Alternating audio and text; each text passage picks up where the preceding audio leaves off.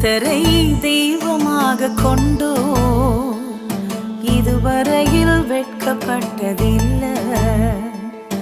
அவரையே ஆதரவாய் கொண்டோ நடுவழியில் நின்று போவதில்லை. வேண்டும் போதெல்லாம் என் பதிலானாரே, வாழ்க்கை முழுவதும் என் துணையானாரே. ஜெபிக்கும் போதெல்லாம் என் பதிலானாரே, வாழ்க்கை முழுவதும் என் துணையானாரே. ஆராதிப்போமே அவரை.